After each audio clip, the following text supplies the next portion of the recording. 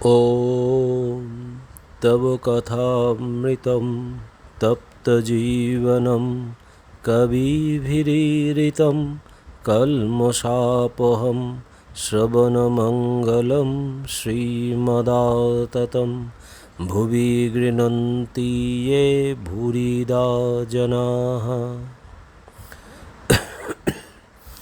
শ্রী শ্রী রামকৃষ্ণ কথামৃত প্রথম ভাগ, ষষ্ঠ খণ্ড।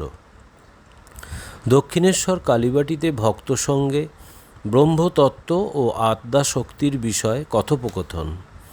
বিদ্যাসাগর ও কেশব সেনের কথা। প্রথম পরিচ্ছেদ। জ্ঞানযোগ ও নির্বাণ মত। পণ্ডিত পন্দলোচন। ঈশ্বরচন্দ্র বিদ্যাসাগর। আষাঢ়ের কৃষ্ণা তৃতীয়া তিথি, ইংরেজি 22শে জুলাই 1883 খ্রিস্টাব্দ। আজ রবিবার। ভক্তেরা শ্রী শ্রী পরমহংসদেবকে দর্শন করিতে আবার আসিয়াছেন। অন্য অন্য বারে তাহারা প্রায় আসিতে পারেন না। রবিবারে তাহারা অবসর পান। অধর রাখাল মাস্টার কলিকাতা হইতে একখানি গাড়ি করিয়া বেলা 1-2টার সময় কালীবাটিতে পৌঁছিলেন। ঠাকুর শ্রীরামকৃষ্ণ আহারান্তে একটু বিশ্রাম করিয়াছেন। ঘরে মণিমল্লিকাদি আরও কয়েকজন ভক্ত বসিয়া আছেন। রাসমণির কালীবাড়ির বৃহৎ প্রাঙ্গণের পূর্বাংশে শ্রী শ্রী রাধাকান্তের মন্দির ও শ্রী শ্রী ভবতারিণীর মন্দির, পশ্চিমাংশে দ্বাদশ শিব মন্দির। সারি সারি শিব মন্দিরের ঠিক উত্তরে শ্রী শ্রী পরমহংসদেবের ঘর। ঘরের পশ্চিমে অর্ধমণ্ডলাকার বারান্দা, সেখানে তিনি দাঁড়াইয়া পশ্চিমাস্য হইয়া গঙ্গা দর্শন করিতেন। গঙ্গার পোস্তা ও বারান্দার মধ্যবর্তী ভূমিখণ্ডে ঠাকুরবাড়ির পুষ্পোদ্যান।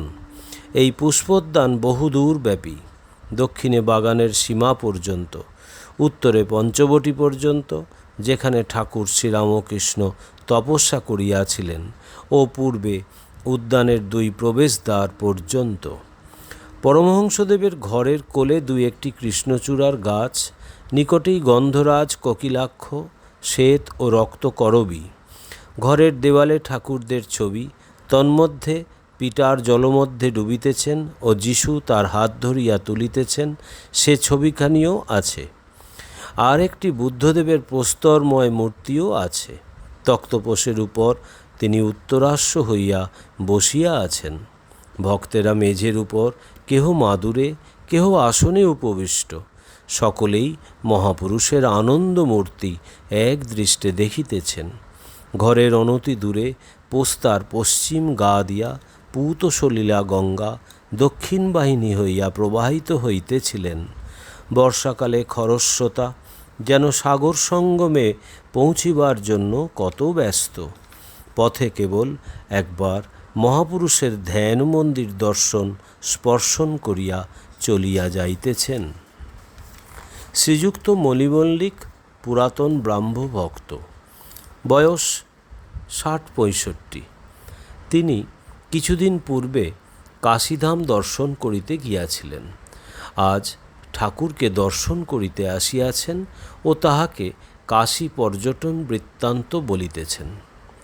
মণিমল্লিক: আর একটি সাধুকে দেখলাম, তিনি বলেন ইন্দ্রিয় সংযম না হলে কিছু হবে না, শুধু ঈশ্বর ঈশ্বর করলে কি হবে? শ্রীরামকৃষ্ণ: এদের মত কি জানো? আগে সাধন চাই, সম দম তিতিক্ষা চাই। এরা নির্বাণের চেষ্টা করছে। এরা বেদান্তবাদী, কেবল বিচার করে ব্রহ্ম সত্য, জগৎ মিথ্যা। বড় কঠিন পথ।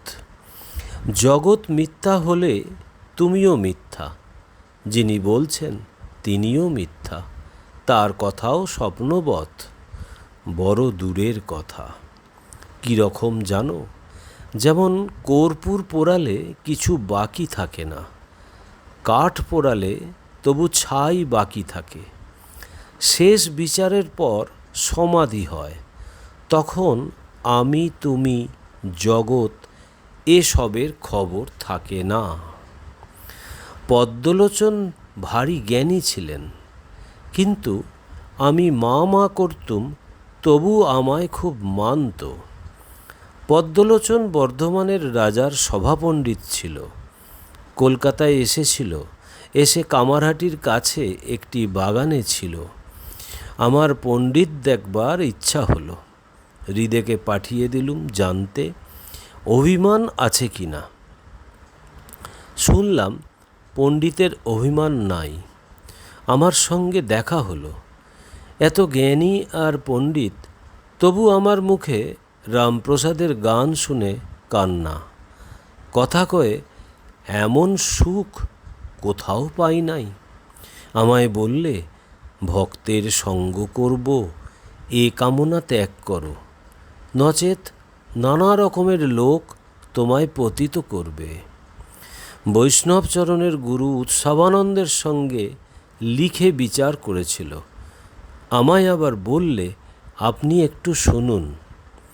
একটা সভায় বিচার হয়েছিল, শিব বড় না ব্রহ্মা বড়। শেষে ব্রাহ্মণ পণ্ডিতেরা পদ্মলোচনকে জিজ্ঞাসা করলে, পদ্মলোচন এমনই সরল, সে বললে, আমার 14 পুরুষ শিবও দেখে নাই, ব্রহ্মাও দেখে নাই। কামিনী কাঞ্চন ত্যাগ শুনে আমায় একদিন বললে, ও সব ত্যাগ করছো কেন? এটা টাকা এটা মাটি, এ ভেদ বুদ্ধি তো অজ্ঞান থেকে হয়। আমি কি বলবো? বললাম, কে জানে বাপু, আমার টাকা করি ও সব ভালো লাগে না। একজন পণ্ডিতের ভারী অভিমান ছিল, ঈশ্বরের রূপ মানত না, কিন্তু ঈশ্বরের কার্য কে বুঝবে? তিনি আদ্যাশক্তি রূপে দেখা দিলেন। পণ্ডিত অনেকক্ষণ বেহুঁশ হয়ে রইল। একটু হুঁশ হবার পর কা কা কা অর্থাৎ কালী এই শব্দ কেবল করতে লাগল। ভক্ত: মহাশয়, বিদ্যাসাগরকে দেখেছেন, কীরকম বোধ হলো? শ্রীরামকৃষ্ণ: বিদ্যাসাগরের পাণ্ডিত্য আছে, দয়া আছে, কিন্তু অন্তর্দৃষ্টি নাই। অন্তরে সোনা চাপা আছে। যদি সেই সোনার সন্ধান পেত, এত বাহিরের কাজ যা করছে সে সব কম পড়ে যেত, শেষে একেবারে ত্যাগ হয়ে যেত। অন্তরে হৃদয় মধ্যে ঈশ্বর আছেন এ কথা জানতে পারলে তারই ধ্যান চিন্তায় মন যেত। কারু কারু নিষ্কাম কর্ম অনেক দিন করতে করতে শেষে বৈরাগ্য হয় আর ওই দিকে মন যায়, ঈশ্বরে মন লিপ্ত হয়। ঈশ্বর বিদ্যাসাগর যেরূপ কাজ করছে সে খুব ভালো, দয়া খুব ভালো। দয়া আর মায়া অনেক তফাৎ। দয়া ভালো, মায়া ভালো নয়। মায়া আত্মীয়ের উপর ভালোবাসা, স্ত্রী ও পুত্র, ভাই ভগিনী, ভাইপো ভাগ্নে, বাপ মা এদেরই উপর ভালোবাসা। দয়া সর্বভূতে সমান ভালোবাসা। ওম নিরঞ্জনম নিত্যম অনন্তরূপম ভক্তানুকম্পাধীত বিগ্রহং বৈ ঈশাবতারম পরমেশমিড্ডম তং রামকৃষ্ণং শিরসা নমামহম। শ্রীরামকৃষ্ণ অর্পণমস্তু।